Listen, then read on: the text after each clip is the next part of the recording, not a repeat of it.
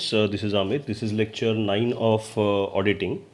We are working on the audit process currently. Let's look at the audit program point of the audit process. Before setting up of an audit program for the conduct of audit, the auditor should consider some areas, that is identification of significant audit areas. Certain audit areas are important for all the business because of the high degree of fraud risk. For example, the remuneration of management, then stock valuation, creation of reserves, depreciation on fixed assets, etc. Further, certain risks are typical to the industry. For example, cash receipts in restaurant. Therefore, an auditor must identify the high risk areas so that they can be examined thoroughly. So it depends depending on the nature of the business. Let's say if it is a manufacturing concern, then in that case, if the let's say it's a windmill company, let's say Suzlon or Innercon are the companies, wherein even a small ball bearing is of a high cost, then in such cases the auditors may think that there could be some fraud, there could be some errors in the stock maintenance or in the stock valuation, because of which the financial statements may show the incorrect view of the financial condition.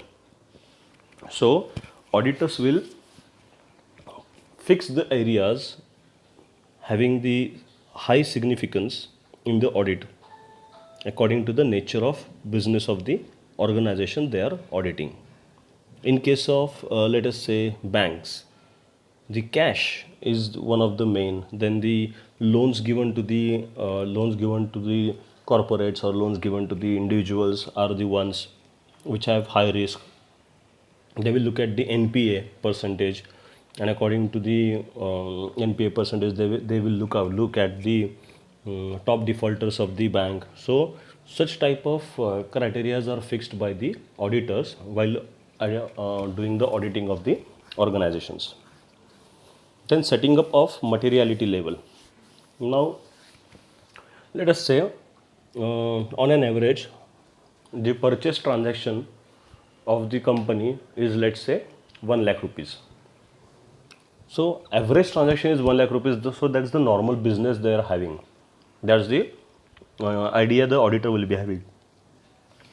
Now whatever is above 1 lakh rupees, they will check, because that could be something abnormal. It could be like instead of writing or typing 1 lakh, 10 lakh rupees was written. So they will look at the materiality level also. In case of, as I have mentioned, that in case of stocks, even a ball bearing would be of high cost. So they might decide that okay, any stock which is having value of, let's say, 10 lakh rupees per unit would be checked. Then by looking at the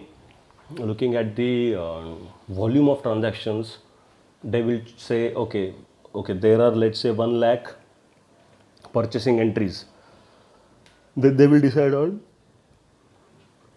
the materiality on the basis of the value as well as the volume of transactions.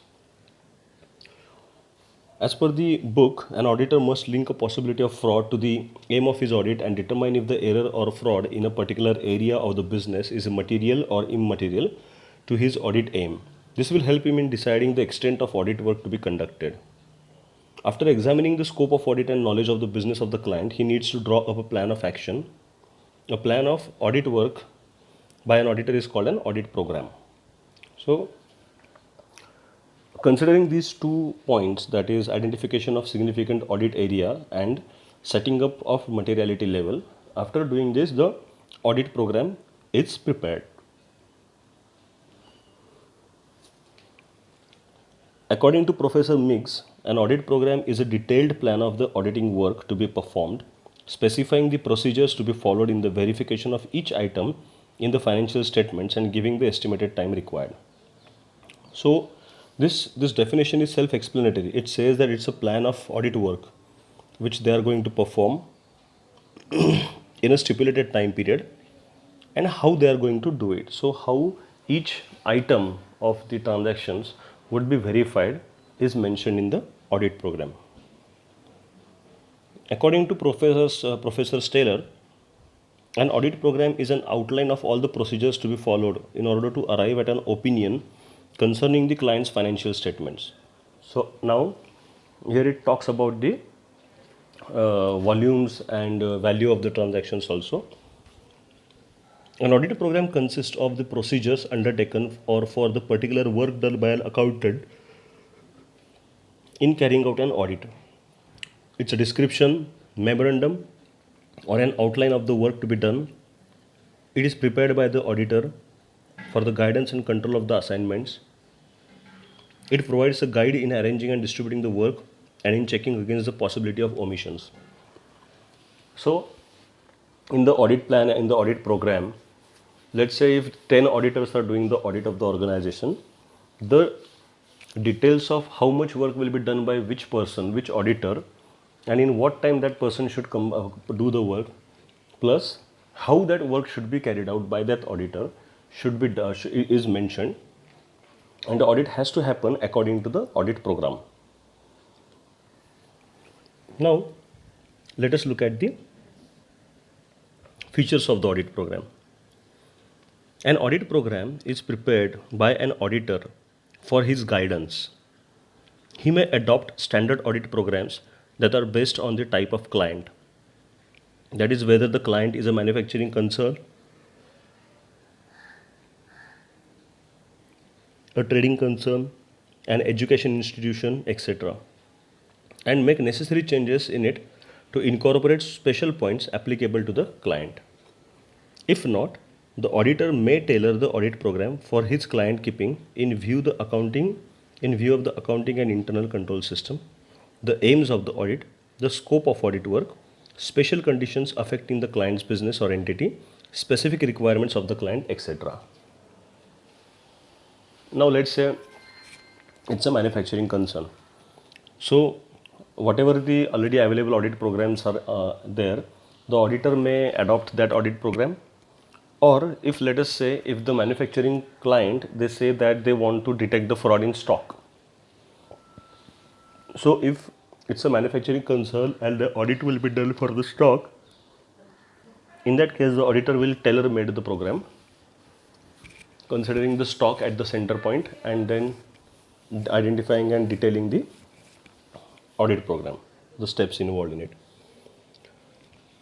Second feature of audit program is it contains the various jobs to be undertaken by the auditor to conduct an audit. It states the procedures to be followed for preparing these jobs.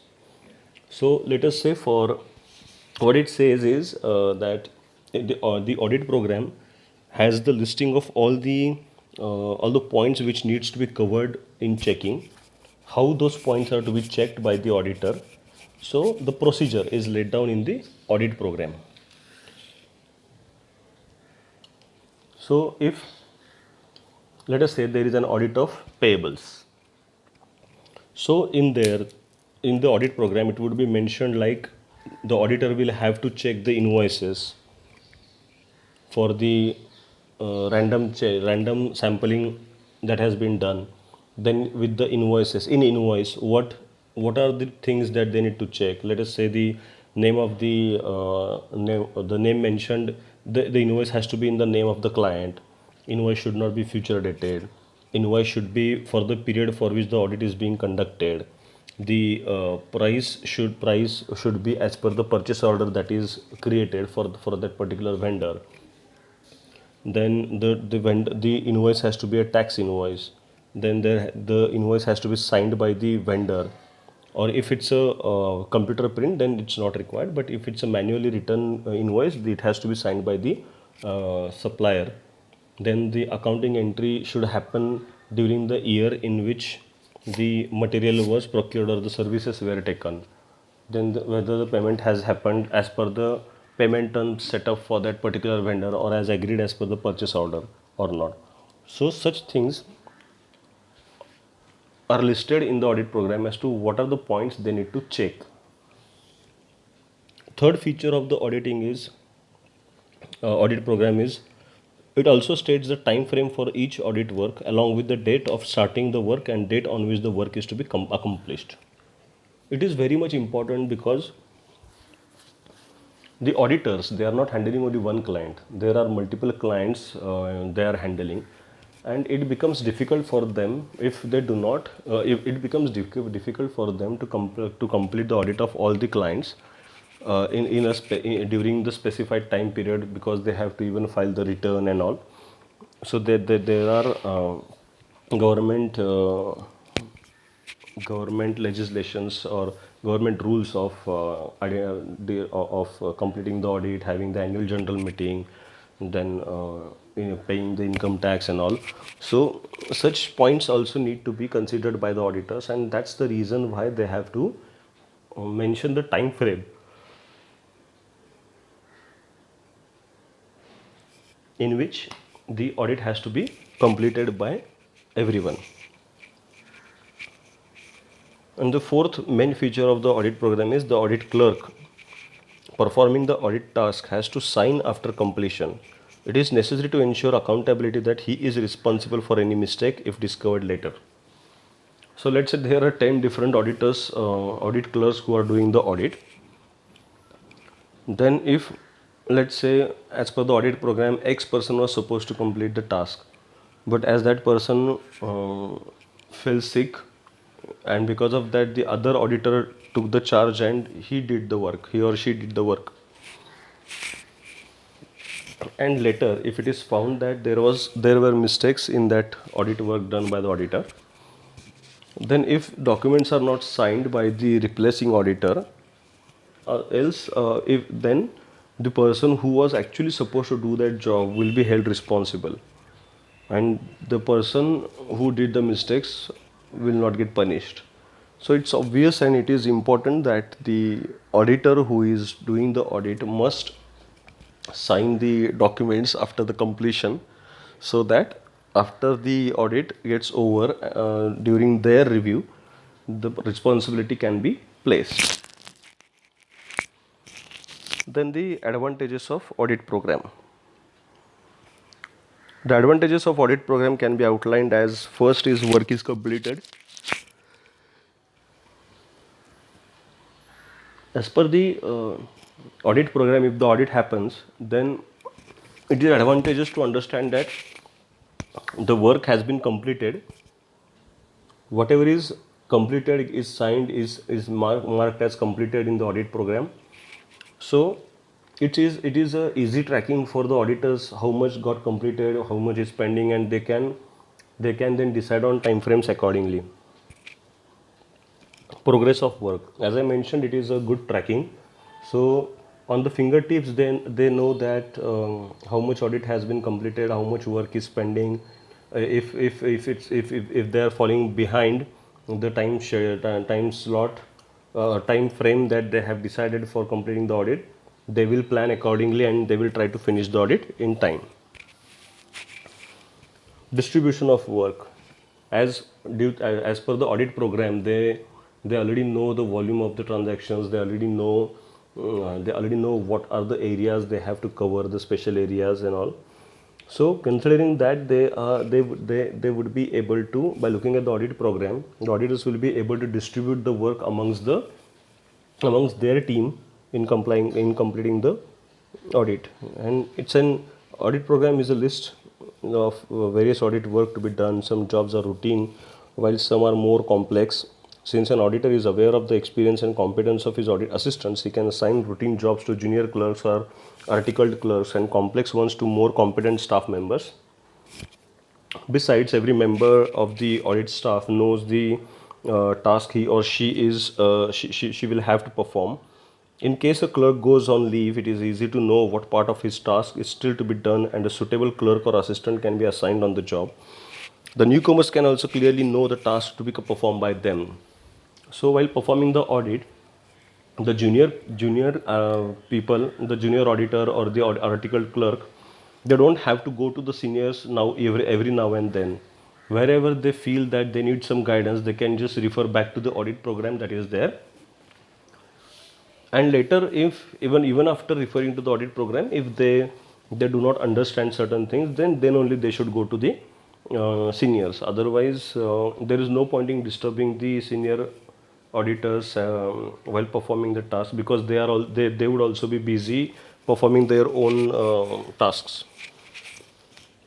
Fixing of responsibility, this point we have I have explained earlier, that due to the responsibility due to the audit program, as the work is assigned to the different auditors, it is very easy for the audit manager to place some responsibility over the person who has actually performed the audit of that particular transaction. Charge of negligence. In case of charge of negligence against the auditor, the audit program can be presented as evidence in defending the lawsuit. A properly drawn and duly signed audit program can prove that the auditor did exercise reasonable skill and care while conducting the audit.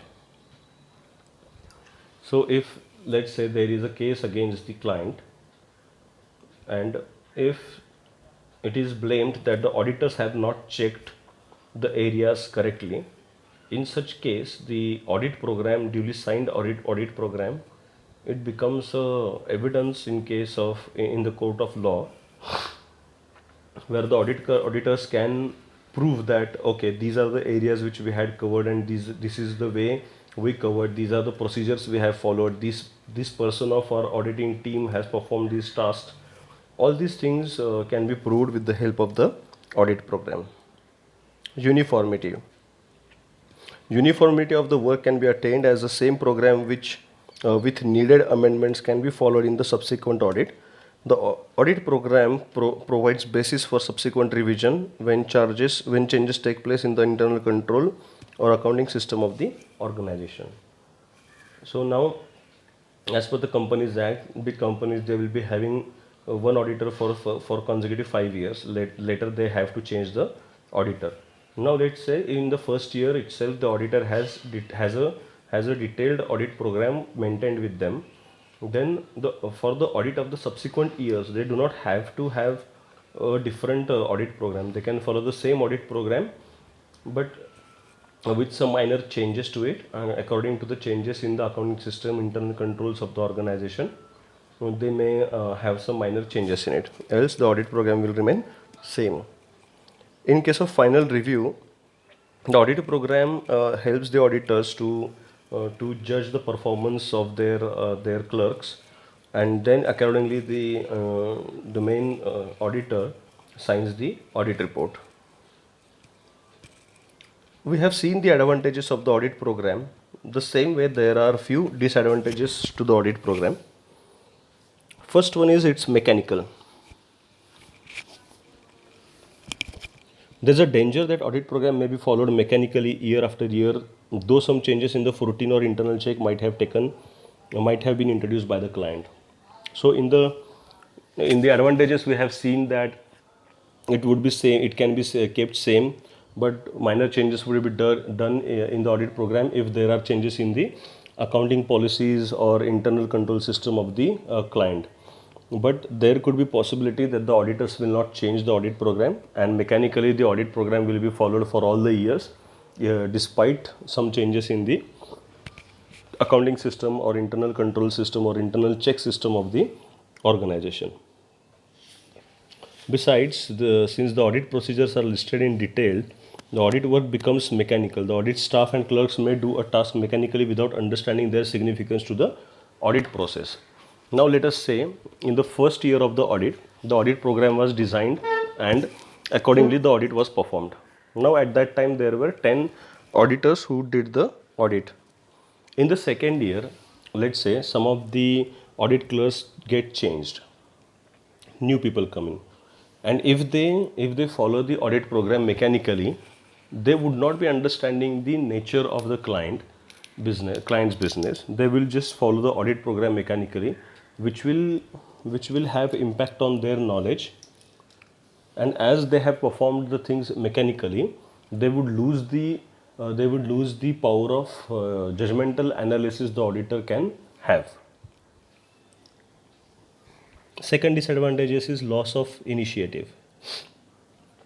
Efficient clerk may lose his initiative because he adheres to the program which has been fixed for him. He may not go beyond the assigned work and make suggestions to improve the efficiency of the audit.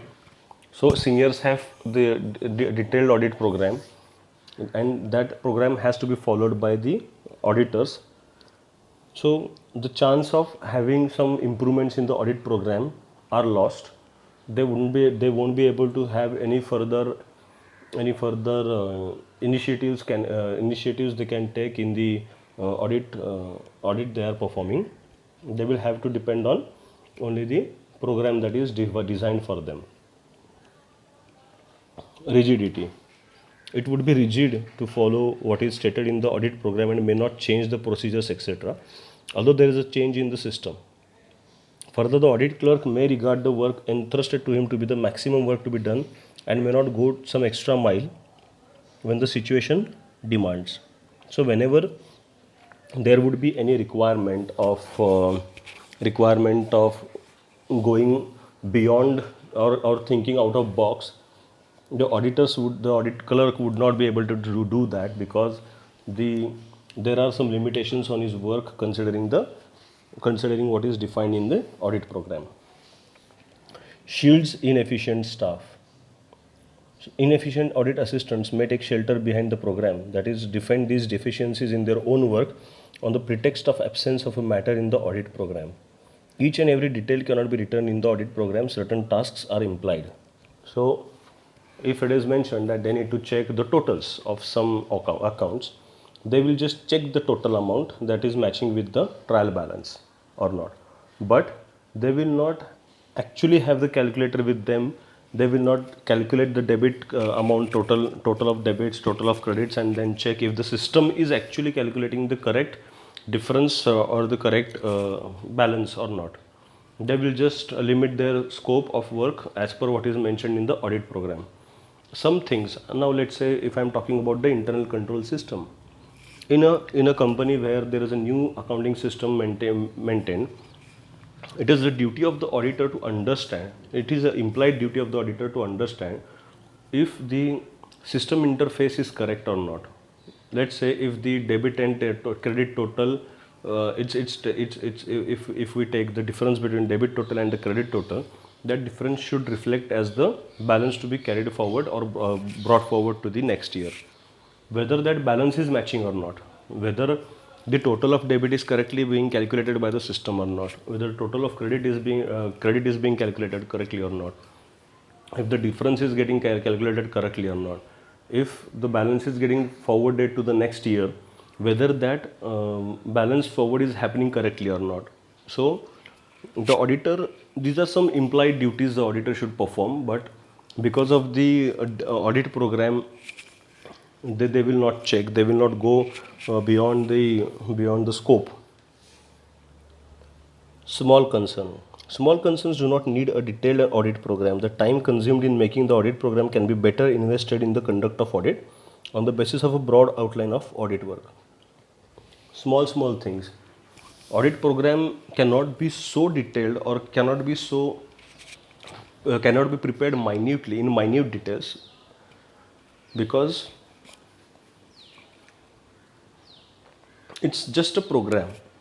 Whatever the audit will be done will be on the basis of the best judgment assessment of the audit clerk. So every small thing cannot be written in the audit program. They have to depend on they have to depend on their capabilities, their understanding of the client, their understanding of the business, the understanding of the samples they have chosen.